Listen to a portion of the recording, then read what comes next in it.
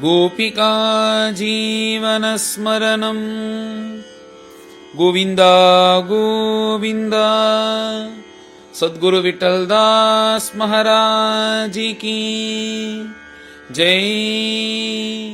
ஜெகத் பிதாவாக இருக்கக்கூடிய பகவானை பிரம்மதேவன் இப்படி அத்யத்புதமாக ஒரு ஸ்தோத்திரம் பண்ணி மேலே ஜெகத் சிருஷ்டி ஆரம்பிக்க போகிறார் அப்படின்னு சொல்ல ஆரம்பிக்கும்போது இந்த 10வது அத்தியாயம் ஆரம்பத்தில் விதுரர் திரும்ப மைத்ரேயர்கிட்ட கேள்வி கேட்குறார். சிருஷ்டிகர்த்தாவாக இருக்கக்கூடிய பிரம்மா இந்த உலகத்தை உண்டு பண்ணினார் அப்படின்றது தெரியும். பிரம்மா தன் மனசினால் எதையெல்லாம் உண்டு பண்ணினார், தான் ஷரீரத்தினால் எதெல்லாம் உண்டு பண்ணினார் அப்படின்றத சொல்லணும்னார். மேலே அது ஜெகத் சிருஷ்டியை சொல்லும் வாயில் மேலே மைத்ரேய ஆரம்பிக்கிறார். பகவான் ஆக்ஞாபிக்கும் போதே அவர் இதை பண்ணு அதை பண்ணுன்னு சொல்லலையாம். நீங்கள் திரும்பவும் தியானம் பண்ணேன்னா உங்களுக்கு எல்லாம் ஸ்புரிக்கட்டும்னு தான் அனுகிரகம் பண்ணார். அதே போல் பிரம்மதேவன் திருப்பி கண்ணை மூடிண்டு 100 வருஷம் தேவ வருஷ சாத்தியமாக இருக்கக்கூடிய அந்த இதுக்கு திரும்பவும் தபஸ் பண்ண ஆரம்பிக்கிறார்.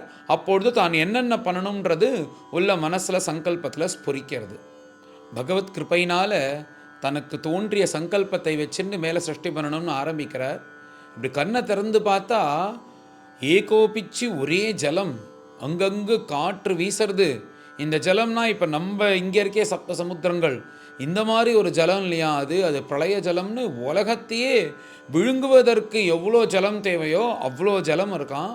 அந்த ஜலம் அதுக்கு இந்த ஜலத்தையே அடித்து கொண்டு போகிற அளவுக்கு காற்று, ஒரே இருள், இப்படி இருக்கான் ஒரு இடம்.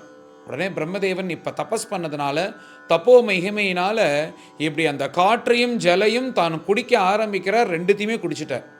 இப்படி ஜலத்தை குடித்து விட்டு எல்லோரும் இருக்கிறதுக்கு உலகம் என்றது வேண்டும்ல, அதுக்காக மேலே என்ன பண்ணுறார் பிரம்மா அப்படின்னா, தான் எந்த தாமரையில் உக்காண்டிருக்காரோ அந்த தாமரையே ஒரு அதிஷ்டானமாக ஒரு ஆதாரமாக வைத்து கொண்டு உலகங்களை உண்டாக்குறார். இப்போ பூர்லோகம்லேருந்து ஆரம்பித்து புவஹா பூஹு புவஹா சுவஹா மகா ஜனஹா தபஹா சத்தியம்னு இந்த ஓம்பூகுல சொல்கிறோமே அந்த 7 லோகங்கள், கீழே அதல விதல சுதல தலாதல ரசாதல மகாதல பாதாளம் அப்படின்ற சொல்லக்கூடிய 7 லோகங்கள். இது பூலோகம் மத்தியில் இருந்து கொண்டு மேலே 6 கீழ் 7 இப்படி இருந்துட்டு இந்த மாதிரி ஒரு 14 லோகங்கள் சேர்ந்த ஒரு உருண்டையாக அதுக்கு ஆதாரமாக அந்த தாமரப்பூவிலே சிருஷ்டி பண்ணுறார். மேலே இருக்கிற சத்தியலோகத்தில் தான் வசிக்க ஆரம்பித்தார். இவ்வாறு ஜெகத் சிருஷ்டி பண்ணின பிரம்மா, இதுக்கு ஆதாரம் இத்தனை பொருட்கள் இருந்தாலும் தர்மே சர்வம் பிரதிஷ்டிதம் தஸ்மாத் தர்மம் பரமம் வதந்தின்னு உபனிஷத்தில் சொன்னது போல இந்த தர்மம் ஆதாரத்தில் தான் இது எல்லாத்தையும் உண்டாக்கினார் அப்படின்னு மைத்ரேயர் சொல்கிறார். இப்படி மைத்ரேயர் சொன்ன உடனே திரும்ப விதுரர் கேள்வி கேட்குறார். நீர் சொல்லும்போது ஆரம்பத்தில் பகவான் இந்த உலகத்தை உண்டாக்கணும்னு தீர்மானம் பண்ணி பஞ்சபூதங்கள்லாம் உண்டாக்கி காலம் அப்படின்றதான உண்டாக்கினார். அதை உண்டாக்கி பகவான் 1000 சதுர்யுக கால பரியந்தம் யோக நித்ரையில் இருந்தார்னு சொன்னீர்களே, அந்த காலமானது எப்படி இருக்குது? காலம்ன்றது எல்லோருக்கும் ஒரே மாதிரி இல்லையோனோ? பகவானுக்குன்னு அவர் இருக்கிற காலம்ன்றது ஒன்று தனியாக இருக்குது, பிரம்மதேவனுக்குன்னு ஒரு காலம் தனியாக இருக்குது, அடுத்த தேவர்களுக்குன்னு ஒரு காலம் தனியாக இருக்குது, பித்திருக்களுக்குன்னு ஒரு காலம் தனியாக இருக்குது, மனுஷர்களுக்குன்னு ஒரு காலம் தனியாக இருக்குது, அப்புறம் ஜலஜந்துக்கள் இந்த ஜந்துக்களுக்குன்னு ஒரு காலம் தனியாக இருக்குது, ராட்சசர்கள் பிசாசர்கள் இவர்களுக்கு தனித்தனியாக ஒரு காலம் இருக்கே. இந்த காலத்தினுடைய வர்ணனை என்ன? யாராருக்கு எவ்வளோ நாள் இருக்கலாம், எப்படி இந்த காலமானது இந்த டைம் ஆனது ஒர்க் ஆகுதுன்றதை நீங்கள் எனக்கு சொல்லணும் அப்படின்னு பிரார்த்தனை பண்ணுறார் விதுரர் மைத்ரேயர்கிட்ட. ஏன்னா இந்த காலம் காலம் காலம்னு இந்த காலத்தையே பகவத் ஸ்வரூபமாக மகான்கள் எல்லோரும் வர்ணிச்சிருக்கா. காலம் இல்லாத இந்த உலகத்தை நினச்சி கூட பார்க்க முடியாதுன்னு எல்லாமே இந்த காலம் இந்த டைம் தானே நிர்ணயம் பண்ணுறது. அப்பேற்பட்ட வீரியவந்தமாக இருக்கக்கூடியது இந்த காலமானது. அதுக்கும் மேலே ஒரு ஆச்சரியமான விஷயத்த சொல்கிறாராம் மைத்ரேயர். என்னென்னா, நீ ஏதோ இந்த பிரம்மா இருக்கார், இவர் சிருஷ்டியானதுக்கப்புறம் பரார்த்தத்வே ஜீவி, இந்த மகாபிரளயம் நடக்கிறது, இதுக்கு முன்னாடி உலகமே உண்டானதில்லை அப்படின்ற மாதிரி நடக்காதப்பா. இந்த மாதிரி ஆயிரக்கணக்கான பிரம்மாக்கள் கோடிக்கணக்கான பிரம்மாக்கள் உண்டாகி மகாபிரளயங்களாகி இதுவானது எப்படின்னா ஒரு லூப் மாதிரி இது நடந்துட்டே இருக்குது. இதுக்கு எங்கே ஆரம்பிச்சது, இதுக்கு எங்கே எண்டுன்னு யாராலையும் கண்டுபிடிக்க முடியாது. இது பகவானுடைய சக்தி அப்படின்னு சொல்லிட்டு இந்த பிரம்மா தான் நம்மளுக்கு தெரியும், இந்த பிரம்ம சிருஷ்டி தான் நம்மளுக்கு தெரியும். இதுக்கு முன்னாடி ஒரு மகாபிரளயம், அதுக்கு முன்னாடி பிரம்மா இருந்தாலும் அதுக்கு முன்னாடி தேவர்கள் இருந்தாலும் அதுக்கு முன்னாடி ஒரு மகாபிரளயம், அதுக்கும் பிரம்மதேவன் தேவர்கள் எல்லாம் இருந்தான்னு சொல்லிட்டு, இது வந்து இந்த காலத்தை நம்மளால் மனசால் ஸ்மரித்து கூட பார்க்க முடியாத அவ்வளோ பெரிய காலமாக இது நடந்து கொண்டே இருக்குது அப்படின்றது ஒரு ஆச்சரியத்தை சொல்கிறேன். இந்த பிரபஞ்ச சிருஷ்டியானது 10 விதமாக ஆயிருக்கு அப்படின்றது அதுக்கு சர்க்கா அப்படின்னு பேருன்னு சொல்கிறார். அந்த 10 விதமான சர்க்கம் அது சிருஷ்டி, அவைகள் என்னென்னு மேலே மைத்ரேயர் விதுரர்கிட்ட சொல்கிறார். மகத்தத்துவத்தின் அடிப்படையாக வைத்துக்கொண்டு காலகர்ம ஸ்வபாவம் அப்படின்றது எந்த பரமாத்மாவினிடத்தில் வெளிவந்ததோ அதுதான் முதல் சிருஷ்டியாக சொல்லப்படுகிறது. அடுத்தது அகங்கார தத்துவத்தின் அடிப்படையாக வைத்துக்கொண்டு திரவியம் ஞான கிரியா அப்படின்றது எது வந்ததோ அது இரண்டாவது சிருஷ்டியாக சொல்லப்பட்டது. இந்த அகங்கார தத்துவத்தின் அடிப்படையில் பஞ்சபூதங்கள் அதனுடைய தன்மாத்திரைகள் உண்டாகிறது, அது மூணாவது சிருஷ்டியாக சொல்கிறார். இதே அகங்கார தத்துவத்தின் அடிப்படையில் இந்த பஞ்சபூதங்களை நம்ம ரிசீவ் பண்ணிக்கிறதுக்காக கர்மேந்திரியங்கள் ஞானேந்திரியங்கள் உண்டாகிறதே, அது 4வது சிருஷ்டியாக சொல்கிறார். இதே அகங்கார தத்துவத்தின் அடிப்படையில் சாத்விக அகங்காரமாக அது ஒரு சிருஷ்டியை உண்டாக்குகிறது, அது என்னதுன்னா அது மனசு, இது 5வது சிருஷ்டியாக சொல்லப்படுகிறது. பகவானுடைய வைச்சித்திரம் லீலை என்னன்னா, சிருஷ்டிக்கும் போது வெறும் சத்துவகுணம் மாத்திரம் இருக்காது, அதில் தமோகுணமும் சேர்ந்து தான் வரும், நல்லது கெட்டது சேர்ந்து தான் வரும். இப்படி தான் ஜெகத் சிருஷ்டியே இருக்குது. அதே போல் இந்த கெட்ட புத்தி, அவிவேகதா, இந்த மாதிரி துர்புத்தி தோன்றதுக்கெல்லாம் காரணமாக இருக்கக்கூடிய தமோகுண சிருஷ்டின்றது 6வது சிருஷ்டியாக சொல்லப்படுகிறது. இந்த உலகமே 2 விதமாக பிரிக்கப்படுறது. ஒன்று என்னன்றது ஸ்தாவரம் ஜங்கமம். ஸ்தாவரம்னா அசையா பொருள், ஜங்கமம்னா அசையும் பொருள். இந்த அசையா பொருட்கள்லாம் இருக்கே, எதுன்னா மரங்கள், மலைகள், அப்புறம் இவைகள். இந்த மரத்துலேயே நிறையா விதங்கள் இருக்குல்ல, மரம், செடி, அப்புறம் அந்த கொடி, இவைகள் எல்லாம் எவைகளெல்லாம் அசையா பொருட்களாக இருக்கோ அவைகள் 7வது சிருஷ்டியாக சிருஷ்டிக்கப்பட்டன. மேலே 8வதாக தாமச குணத்தின் அடிப்படையில் உண்டாகுகின்ற அந்த திரியக் யோனி அப்படின்னு சொல்லுவாள். திரியக் யோனின்னா என்னென்னா குறுக்க வளரக்கூடிய ஜந்துக்கள், அவைகள் எல்லாம் 8வது சிருஷ்டியாக சொல்லப்பட்டிருக்கு. அவைகள் மொத்தம் 28 வகைகளாக இருக்குது அப்படின்னு பாகவதத்தில் சொல்லப்படுறது விஸ்தாரமாக. ஆடு, சிங்கம், புலி, மாடு, இந்த மாதிரி நிறையா இந்த ஜந்துக்கள்லாம் சேர்ந்து 28 வகைகளாக இவைகள் உண்டாகுகிறதான். இது திரியக் யோனி, இப்படி குறுக்க வளருகின்ற ஜந்துக்கள், அது 8வது சிருஷ்டியாக சொல்லப்பட்டது. அடுத்தது 9வதாக சாப்பிட்ட ஆகாரமானது கீழ்நோக்கி செல்லி அது ஜீரணமாகக்கூடிய தன்மை, அது யாருன்னா மனிதர்கள்கிட்ட இருக்கான். அதனால் 9வது சிருஷ்டியாக மனிதர்களை உண்டாக்குறார். எப்படி தாமச குண அடிப்படையில் இந்த ஜந்துக்களை உண்டாக்கினாரோ அதே மாதிரி மனிதர்களை எப்படி உண்டாக்குறார்னா இந்த ரஜோகுண அடிப்படையில் மனிதர்களை உண்டாக்குகிறார். இந்த மனிதர்களை உண்டாக்கினது 9வது சிருஷ்டியாக சொல்லப்படுகிறது. கடைசியாக 10வதாக சுத்த சத்வகுணத்தினால கிட்டத்தட்ட சத்வகுணம் நிறையா மேலோங்கி இருக்கக்கூடிய தேவர்கள், பித்ருக்கள், அப்சரசுகள், சித்தர்கள், யக்ஷர்கள், கந்தர்வர்கள், சாரணர்கள், சித்தர்கள், இவர்கள் எல்லோரையும் இந்த 10வது சிருஷ்டியாக சிருஷ்டிக்கப்படுகிறது.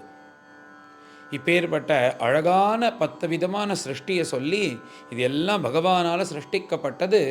இது எப்படின்னா இந்த கர்மத்தினாலையும் காலத்தினாலையும் எப்படி இது சுழல்றதுன்னா, ஒரு நதியில் இருக்கிற ஒரு சுழல் இருக்குமே, அதுபோல் இது சுற்றி சுற்றி சுற்றி சுற்றி வந்துட்டுருக்கான். இதுக்கு ஆதியும் கிடையாது, அந்தமும் கிடையாது. இது எங்கே ஆரம்பிச்சதுன்னா சொல்லவும் முடியாது, எங்கே முடிய போகிறதுனா தெரியாது. எப்படி ஒரு சர்க்கிளுக்கு அதுக்கு ஆதியும் சொல்ல முடியாது, அந்தமும் சொல்ல முடியாது. ஒன்றும் நீங்கள் எங்கேருந்து ஆரம்பித்தாலும் ஆரம்பிக்கலாம், எங்கே முடிக்கணும்னாலும் முடிக்கலாம். இது இங்கேருந்து ஆரம்பித்தது இங்கே முடிஞ்சதுன்னு சொல்ல முடியாதோ, அதே போல தான் இந்த காலச்சக்கரமானது சுழண்டுண்டே இருக்குது. அந்த சுழலில் இத்தனை 10 சிருஷ்டியும் இப்படி உழண்டுண்டே அந்த காலத்துக்கு ஏற்ற போல் இது நகர்ந்துட்டே இருக்குது. இதுதான் பகவன் மாயான சிருஷ்டி அப்படின்னு சொல்லிட்டு மைத்ரேயர் விதுரருக்கு சொல்கிறார். இப்படி இந்த உலகமானது ஏங்கேன்றிருக்கு. இப்போ நாம் இருக்கிறது ஸ்வேதவராக கல்பம். ஒரு கல்பம்னா பிரம்மாவனுடைய ஒரு நாள் கணக்கு. அப்படி இந்த தேவர்களானவர்கள் இந்த கல்பத்தில் அவதாரம் பண்ணியிருக்கார்கள். இவர்களே தான் திரும்பவும் இந்த நைமித்திக பிரளயம் ஆனதுக்கப்புறம் திரும்பவும் இவரே தான் வரார்கள். எப்போ பகவானோட 2.5 கலக்கலையோ அது வழியும் இந்த ஜென்மாவானது இருந்துட்டே இருக்கும் அப்படின்னு சொல்லிட்டு இந்த அத்தியாயத்தை பூர்த்தி பண்ணுறார். மேலே எல்லோரும் கலந்து பாராயணம் பண்ணுவோம். அத தசமோத்யாயः विदुरौवाच अन्तर्हिते भगवती ब्रह्मालोकपितामहः प्रजाससर्जकतिधा दैहिकीः मानसीर्विभुः ये च मे भगवन् पृष्टाः त्वय्यर्था बहुवित्तमा तान् वदस्वानुपूर्व्येण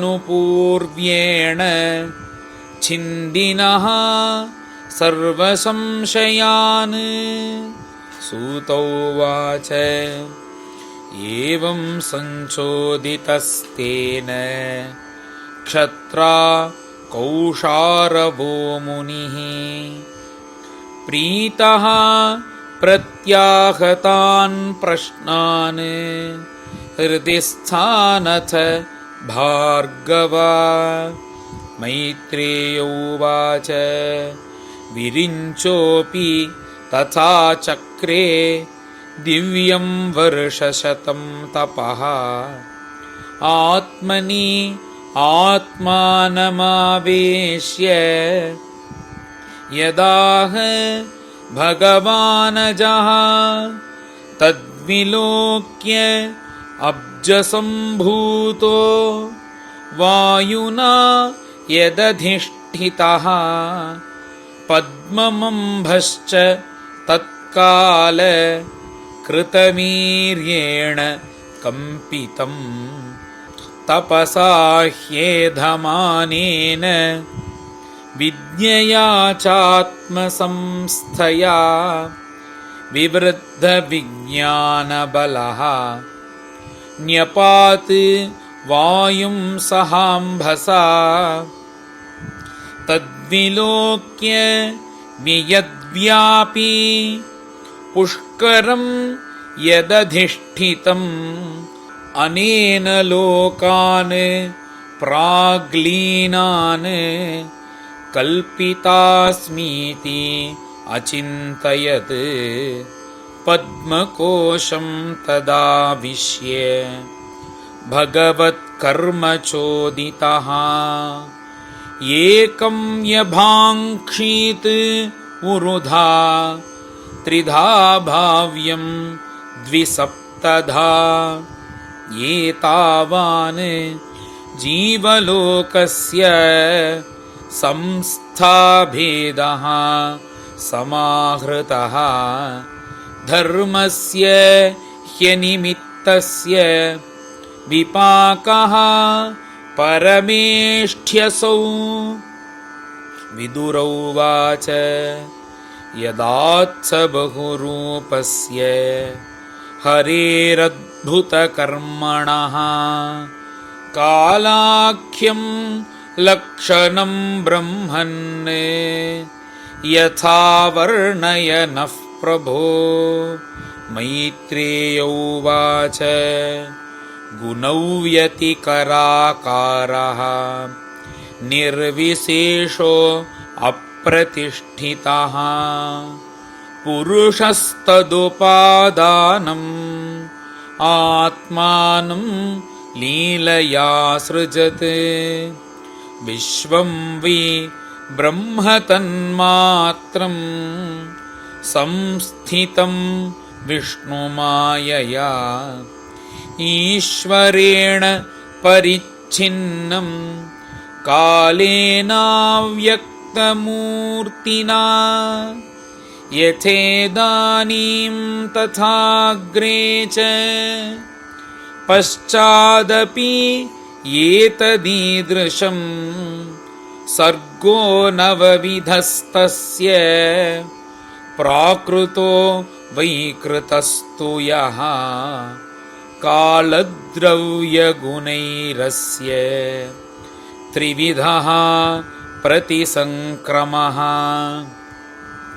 आद्यस्तु महतः सर्गो गुणवैषम्यमात्मनः द्वितीयस्तु अहमो यत्र द्रव्यज्ञानक्रियोदयः भूतसर्गः तृतीयस्तु तन्मात्रो द्रव्यशक्तिमान् चतुर्थ ऐन्द्रियः सर्गो यस्तु ज्ञानक्रियात्मकः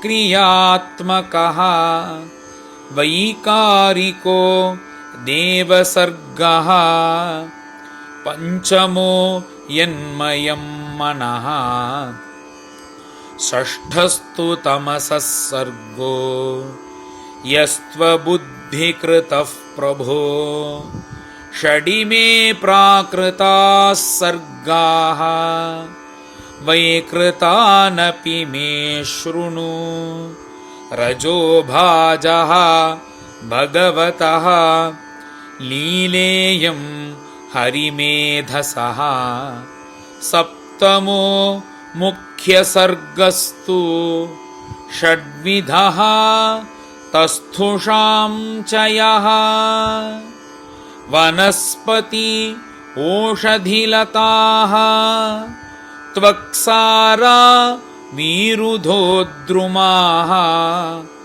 उत्स्रोतसः तमः प्रायाः अन्तःस्पर्शाः विशेषिणः तिरश्चाम् अष्टमः सर्गः सोऽष्टाविंशत् विधो मतः अविदो भूरितमसः घ्राणज्ञा हृद्यवेदिनः गौरजो महिषः कृष्णः सूकरो गवयोरुरुः द्विषफाः पशवश्चेमे अविरुष्ट्रश्च सत्तमा खरोश्वोश्वतरो गौरः शरभः चमरी तथा एते चैकशफाः क्षत्तः शृणु पञ्चनखान् पशून् श्वासृगालो वृको व्याघ्रः मार्जारः शशशल्लकौ सिंहः कपिः गजः कूर्मः गोधा च मकरादयः कंकगृध्रवटश्येन भासभल्लूकबर्हिणः हंससारसचक्राह्व काकोलूकादयः खगाः अर्वाक्स्रोतस्तु नवमः क्षत्तरेकविधो नृणाम् रजोऽधिकाः कर्मपराः दुःखे च सुखमानिनः वैकृतास्त्रयः एवैते देवसर्गश्च सत्तमा वैकारिकस्तु यः प्रोक्तः कौमारस्तु भयात्मकः देवसर्गश्चाष्टविधः विबुधाः पितरोऽसुराः गन्धर्वाप्सरसः सिद्धाः यक्षरक्षांसि चारणाः भूतप्रेतपिशाचाश्च विद्याद्राः किन्नरादयः दशैते विदुराख्याताः सर्गास्ते विश्वसृक्कृताः अतः परं प्रवक्ष्यामि वंशान् मन्वन्तराणि च एवं रजः प्लुतः स्रष्टा कल्पादिषु आत्मभूर्हरिः सृजत्यमोघसङ्कल्पः आत्मैव आत्मानम् आत्मना श्रीहरये नमः इति श्रीमद्भागवते महापुराणे पारमहंस्यां संहितायां तृतीयस्कन्धे दशमोऽध्यायः। गोपिका जीवनस्मरणम् गोविन्द गोविन्द। सद्गुरु विठ्ठलदास महाराज की जय।